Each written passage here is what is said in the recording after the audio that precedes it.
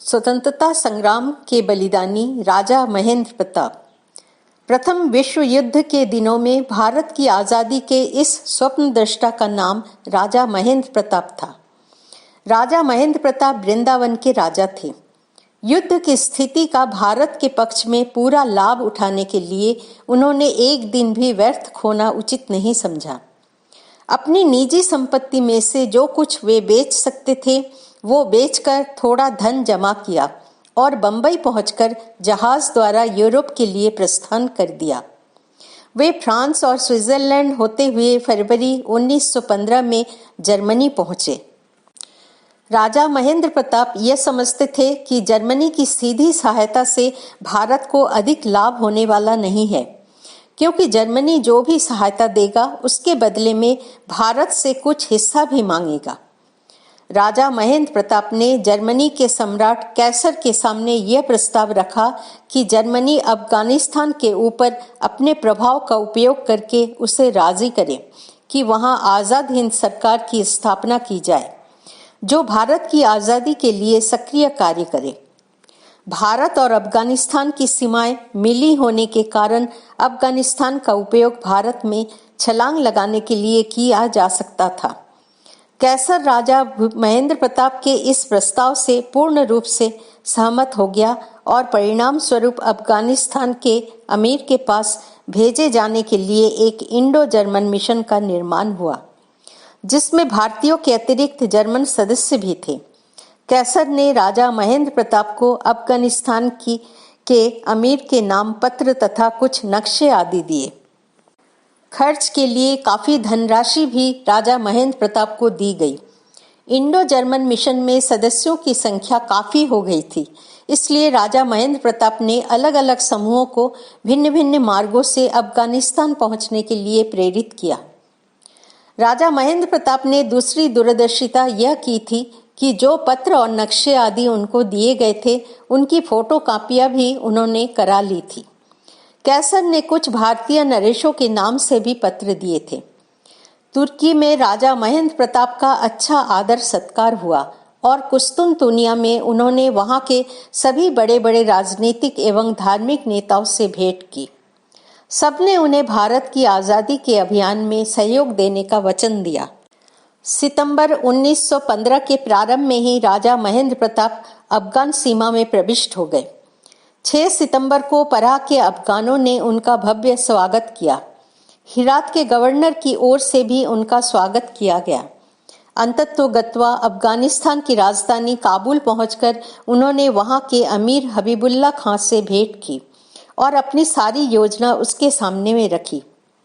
वो अफगानिस्तान में अस्थायी आज़ाद हिंद सरकार की स्थापना के लिए सहमत हो गया। भारत की पहली स्वाधीन सरकार की स्थापना अफगानिस्तान में 29 अक्टूबर 1915 को हुई। इस अस्थायी आज़ाद हिंद सरकार के प्रथम राष्ट्रपति राजा महेंद्र प्रताप और प्रथम प्रधानमंत्री मौलाना मोहम्मद बरकतुल्ला थे। मौलाना अबीदुल्ला सिंधी को गृह मंत्री बनाया गया। विदेश मंत्री बनाए गए डॉक्टर चंपक रमन पिल्लई।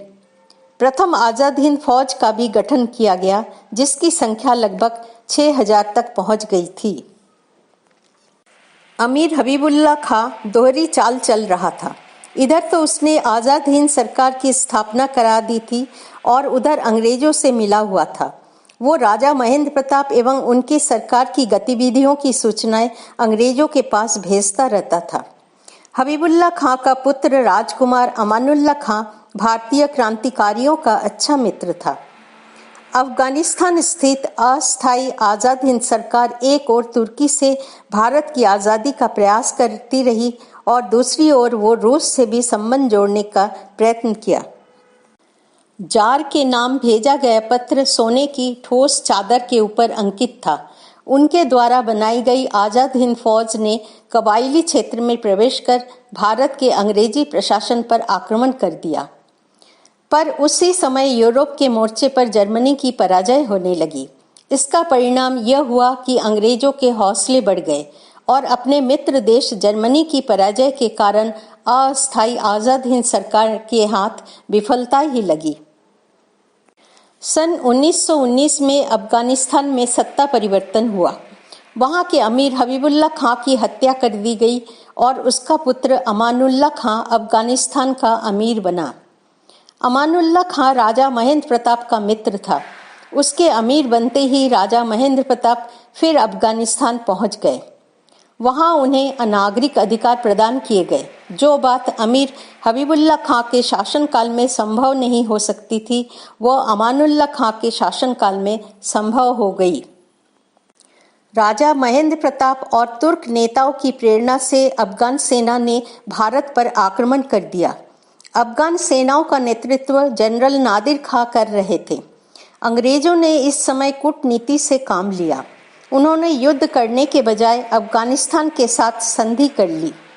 आक्रमण 29 मई 1919 को किया गया और 8 अगस्त 1919 को संधि हो गई। राजा महेंद्र प्रताप का यह प्रयत्न भी निष्फल हो गया।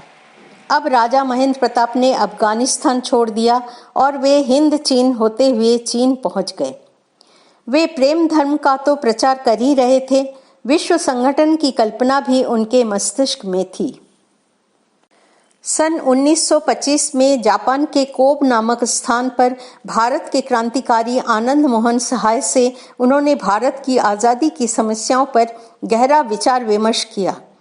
जापान के नागासाकी नगर में सन 1926 में एशियाई युवक अधिवेशन का आयोजन किया गया।